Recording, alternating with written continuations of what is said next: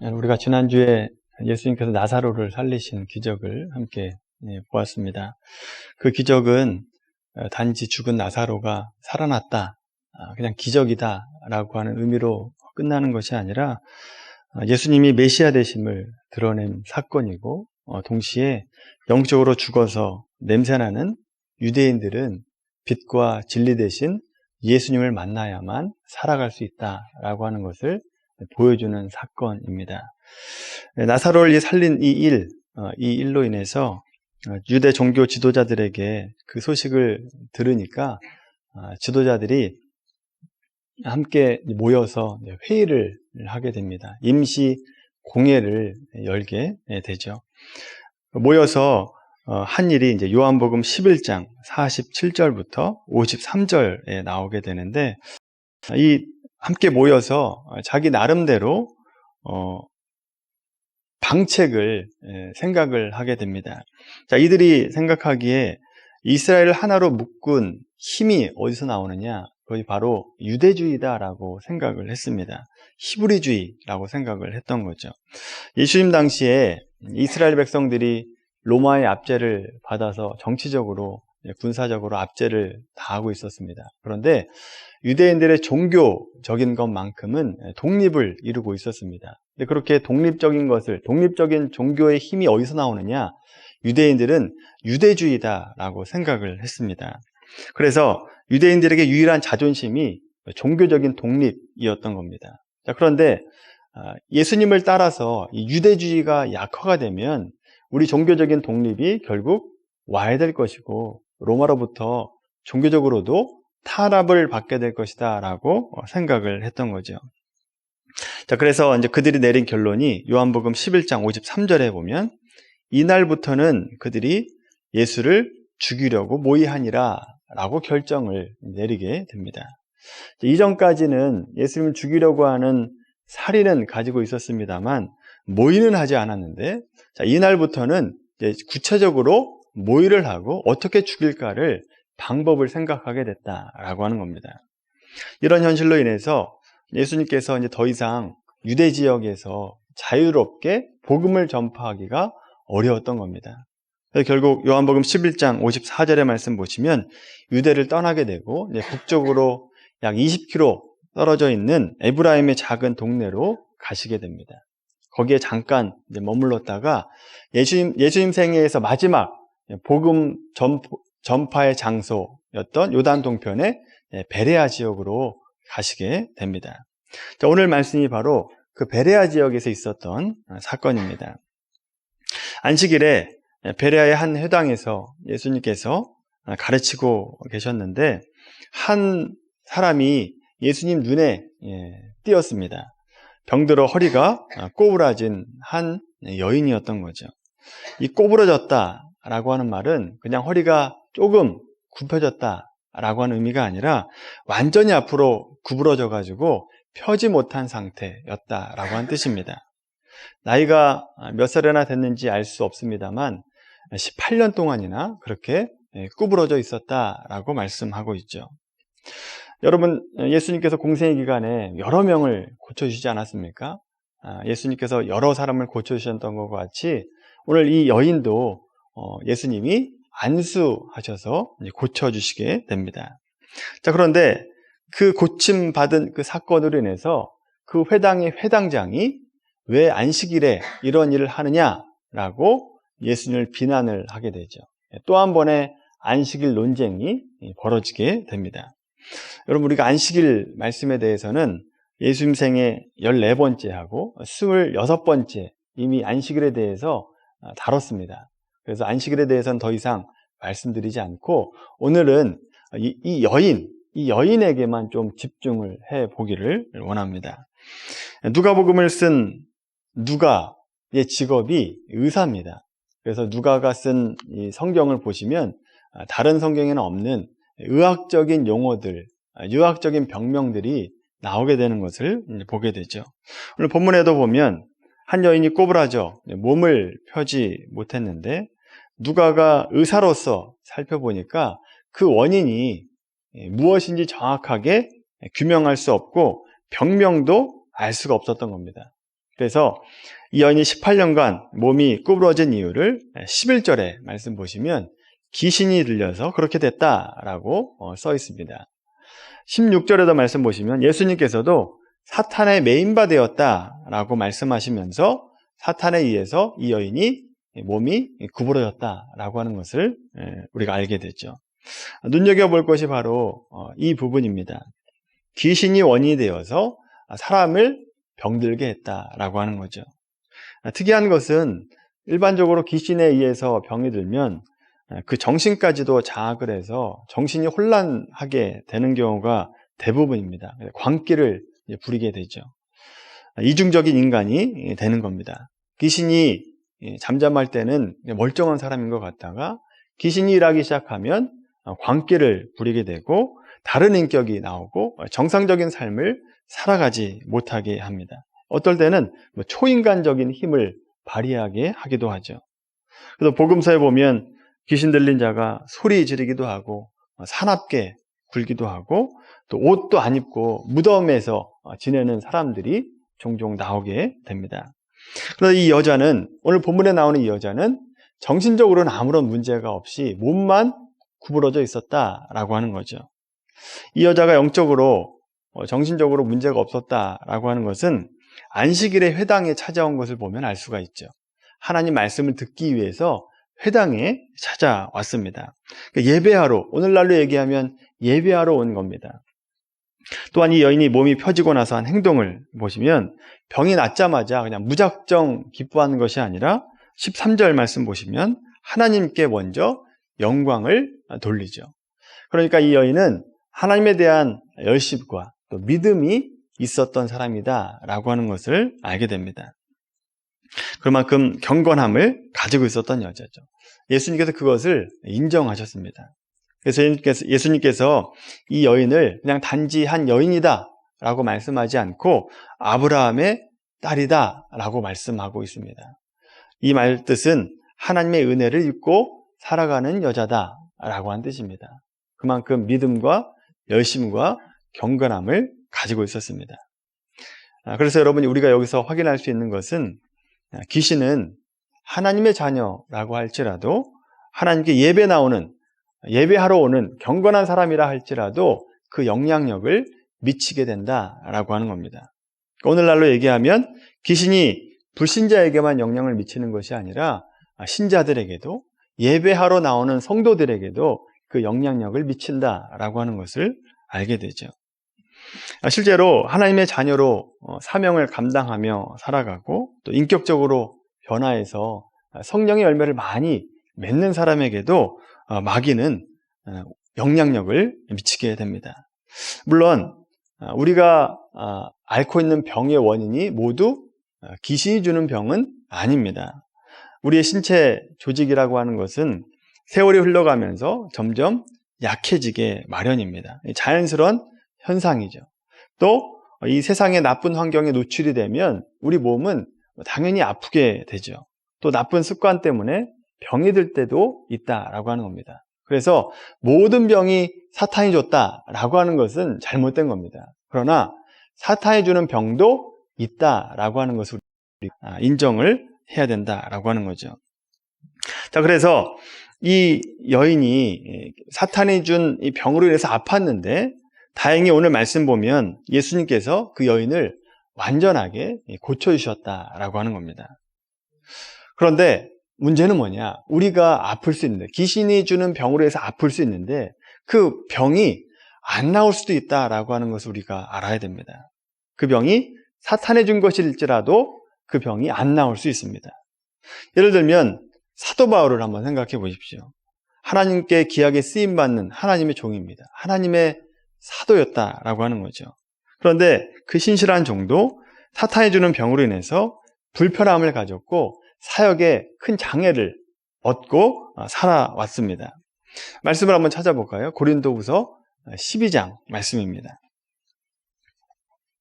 고린도후서 12장 말씀. 신약성경 298페이지입니다. 고린도후서 12장 7절부터 10절까지 말씀입니다. 신약성경 298페이지 고린도후서 12장 7절에서 10절입니다. 같이 읽겠습니다.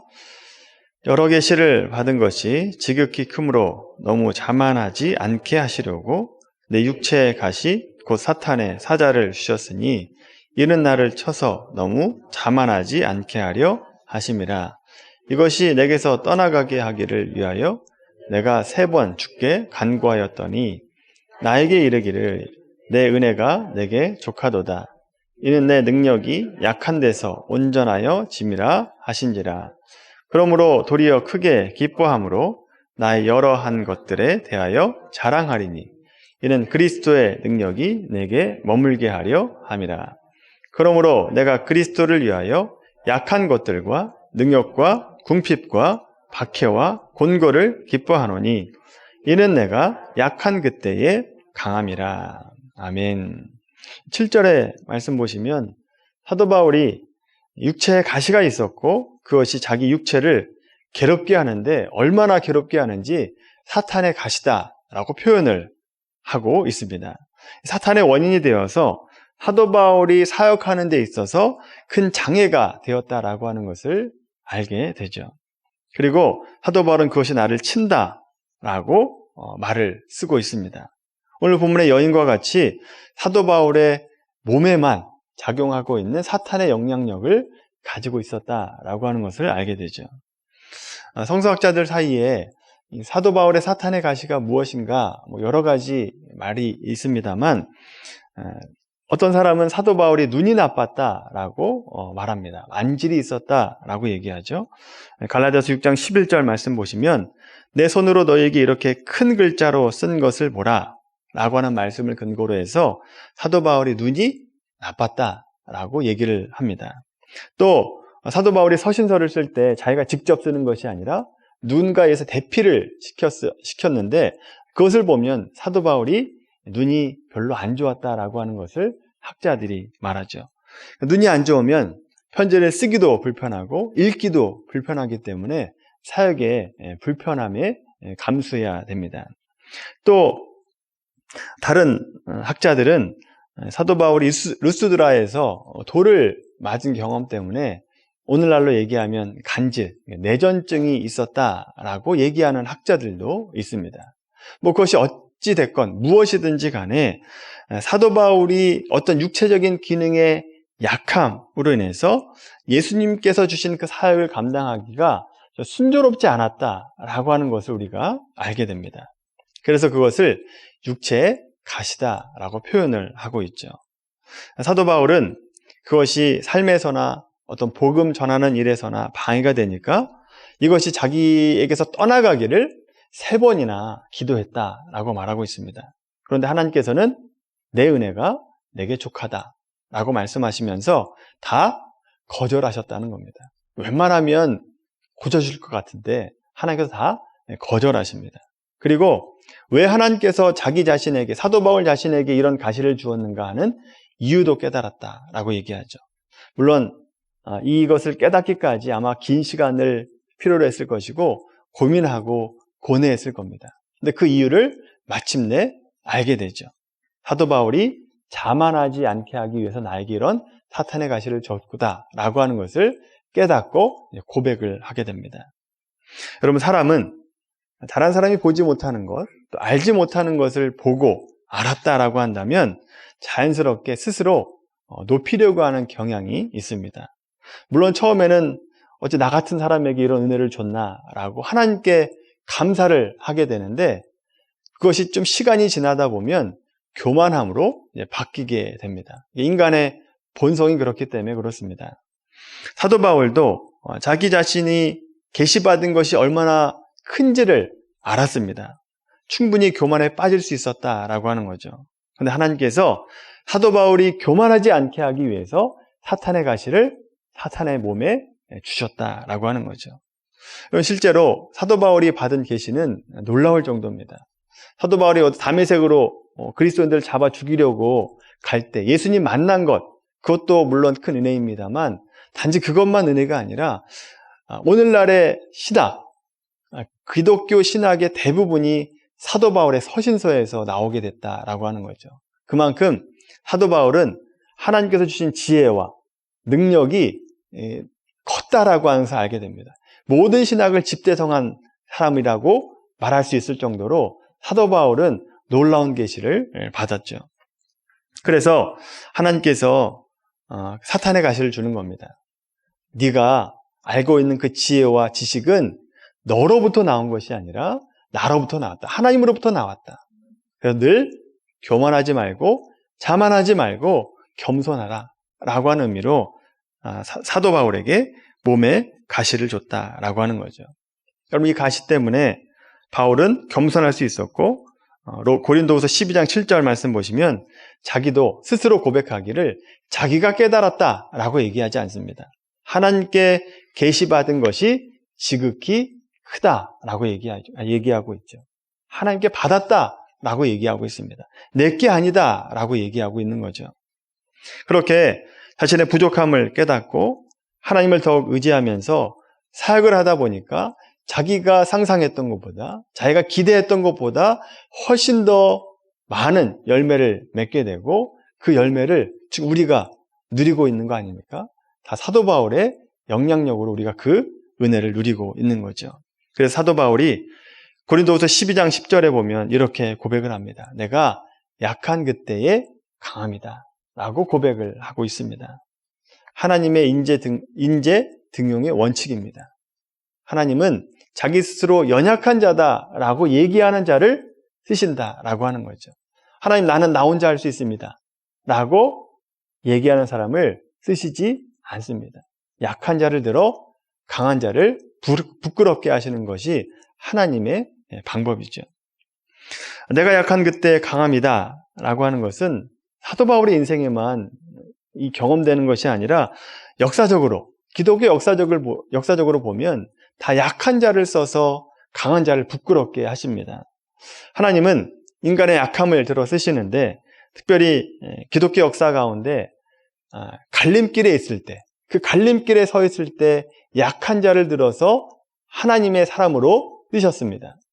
마틴 루터, 우리가 잘 알고 있는 마틴 루터를 생각을 해보시면 1517년에 로마 카톨릭의 잘못을 요목조목 지적을 해서 대자보같이 붙여놓습니다. 그래서 목숨의 위협을 받게 되죠. 위협을 받으니까 이 마틴 루터가 도망을 가는 중에 발트부르크 성당에 숨어서 책을 번역하기 시작합니다. 책을 번역하는데 무슨 책을 번역하느냐? 독일어 성경을 번역합니다. 성경을 번역했다라고 하는 거죠. 이전에는 라틴어나 원문으로만 되어 있어서 일반 백성들이 성경을 읽기가 불가능했습니다. 그런데 숨어 지내면서 독일어로 성경을 번역하게 되면서 최초의 번역 성경이 되면서 이 번역 성경으로 인해서 많은 사람들이 성경을 읽을 수 있는 기회가 마련되었다라고 하는 거죠. 성경을 대중화시키게 됩니다. 이처럼 큰 역할을 한 번역 성경이 자유롭고 또 평안한 상태에서 번역한 것이 아니라 죽음에 의해서, 죽음에 피해서 도망갔을 때, 도망자 신세로 있을 때 성경을 번역했다라고 하는 겁니다. 존 칼뱅이라고 하는 신학자도 있어요. 모든 신학생들의 필독서라고 얘기할 수 있는 기독교 강요를 쓴 저자입니다. 칼뱅은 연약한 사람이었습니다. 움직이는 병원이다 라고 얘기할 정도로 몸이 이곳저곳 많이 아팠습니다. 그리고 목회를 했었는데, 여러분, 이 칼뱅이라고 하는 신학자이자 목회자, 기독교 강요라고 하는 위대한 책을 쓴 사람입니다. 목회를 잘했을까요? 못했을까요? 목회를 잘했을까요? 못했을까요?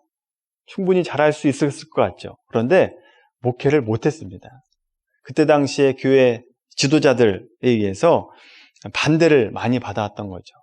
칼뱅의 가르침에 반대를 많이 했었습니다. 근데 그 어려운 상황 가운데서도 칼뱅은 책을 썼는데, 그 책이 바로 기독교 강요라고 하는 책이죠. 신학을 재해석하고 신학을 집대성한 책, 그래서 신학생들의 필독서라고 부리는 기독교 강요를 쓰게 됩니다.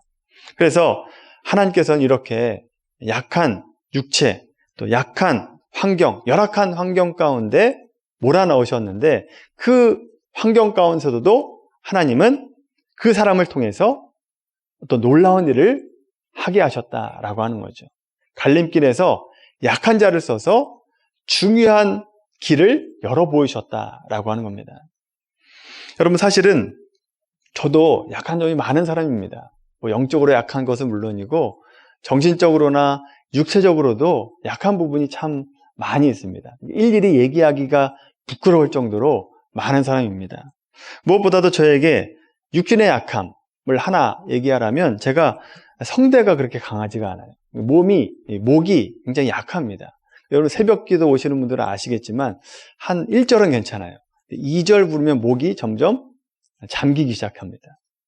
안 그럴 때도 있습니다만 목이 대부분 잠겨요. 그래서 찬양을 부르기가 굉장히 어렵습니다. 설교하기도 어려워요. 그래서 새벽 설교가 가장 어려워요. 목이 잠겨서. 성대가 약하다라고 하는 거죠.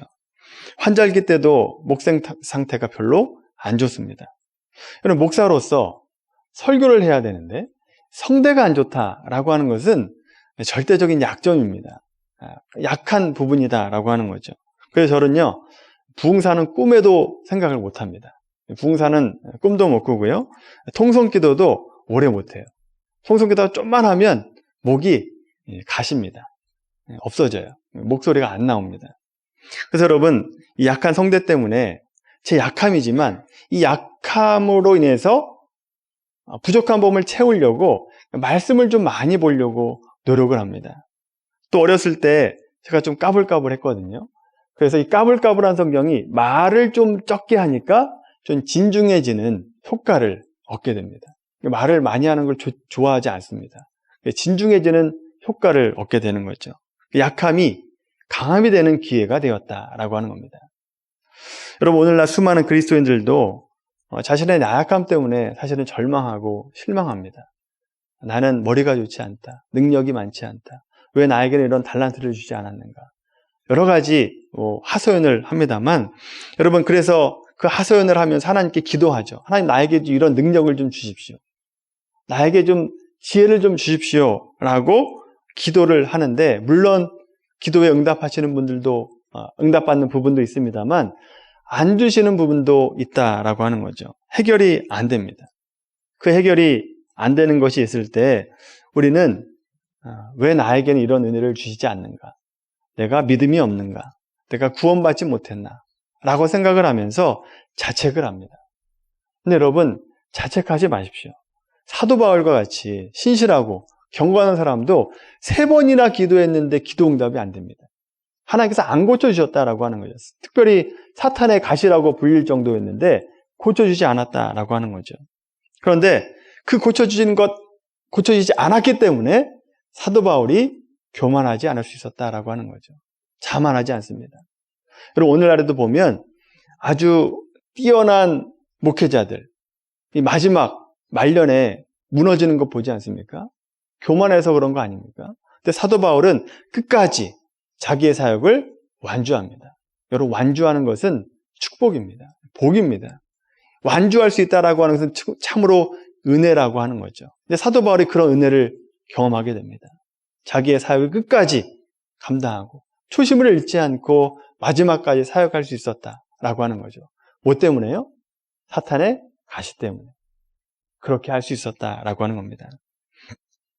따라서 여러분에게 있는 육체적인 가시로 낭망하지 마십시오. 상심하지 마시기 바랍니다. 여러분의 가시는 육체적인 질병일 수도 있고, 물질의 문제일 수도 있고, 자녀가 말 안 듣는 문제일 수도 있고, 성격의 문제일 수도 있고, 또 대인관계의 문제일 수도 있습니다. 여러 가지가 있을 수 있습니다만 그것 때문에 좌절하지 마십시오. 하나님께서는 우리 육신의 가시, 그 가시로 인해서 하나님의 일을 만들어 가십니다. 나를 겸손하게 하시고 내가 연약한 자임을 알게 하시고 더욱더 하나님 앞에 나와서 기도하게 만들고 하나님을 의지하게 만드는 그 역할을 하는 것이 여러분 안에 있는 육체의 가시다라고 하는 거죠. 만약에 내가 연약함을 알아서 하나님께 나왔다라고 한다면 그 육체의 가시가 복의 통로가 됩니다. 은혜의 통로가 되죠. 그런데 내가 못하는 것 때문에 사탄의 가시로 인해서 매일 불평하고 불만한다, 그렇게 하며 살아간다 라고 한다면 그 인생은 결국 은혜를 경험하지 못하고 늘 부정적인 부정적인 인생을 살아가게 되는 거죠. 여러분, 자동차로 사막을 건너갈 때 어떻게 건너가는지 혹시 보셨습니까? 제가 TV에서 한번 봤는데 사막을 건너가기 전에 잠깐 서서 바퀴에 바람을 뺍니다. 바퀴에 바람을 빼서 그 지면에 닿는 부분을 넓게 하면서 모래 웅덩이에 빠지지 않도록 바람을 빼는 것을 보았습니다. 그 바람을 빼는 것이 뭐냐? 우리의 힘을 빼는 겁니다. 내가 할 수 있다라고 하는 그 자만심을 빼고 하나님 의지하는 것이다 라고 하는 거죠. 스포츠도 마찬가지입니다. 힘을 빼야 잘할 수 있습니다. 힘을 빼야 물에 뜹니다. 또 힘을 빼야만 홈런을 치게 되고 목에 힘을 빼야만 노래를 잘할 수 있습니다. 그러니까 모든 것이 힘을 빼야만 잘할 수 있다라고 하는 거죠. 여기서 힘을 뺀다라고 하는 것은 자기가 스스로 무엇이든지 할 수 있다라고 하는 생각입니다. 물론 사람이 긴장하면 몸에 힘이 들어가기도 합니다만 대부분은 스스로 잘할 수 있다라고 하는 생각 때문에 몸에 힘이 들어가게 되죠.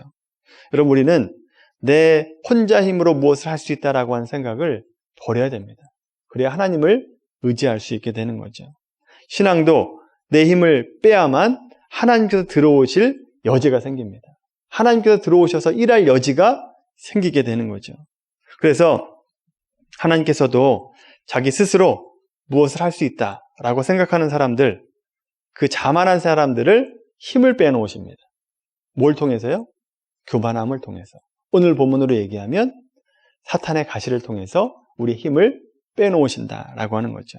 각 사람에게 맞는 여러 형태의 모양으로 사탄의 가시, 육체의 가시를 만들어서 우리의 힘을 빼놓으십니다. 하나님 앞에 엎드리는 자가 되라고 빼놓으시는 겁니다.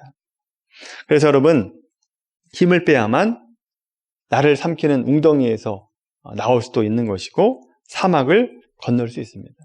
힘을 빼야만 홈런을 칠 수 있고 힘을 빼야만 물에서 뜰 수 있게 되는 겁니다. 따라서 힘을 주시는 것도 은혜고 힘을 빼는 것도 은혜입니다. 사도 바울이 이것을 알았기 때문에 이렇게 고백하는 거죠. 내가 약할 때 강합니다 라고 고백을 하고 있는 겁니다. 여러분의 약함은 무엇입니까? 그 약함 때문에 고민하지 마시고 좌절하지 마시고 이 약함이 나에게 은혜라고 하는 걸 기억하시고 그 약함 때문에 더욱더 하나님께 매달리시고 기도하시고 자만하지 마시고 하나님께 더욱더 붙들려 있을 때 그때 하나님께서 우리를 강하게 들어쓰시고 하나님의 일을 감당하게 하시고 우리가 상상하지 못했던 그 일들을 나로 하여금 만들어내시고 성령의 열매를 맺게 하십니다. 약할 때 강함이다 라고 하는 이 말씀을 기억하시고 늘 약함이 은혜다 라고 고백하며 살아가는 우리 모두가 되기를 예수님의 이름으로 간절히 축원합니다.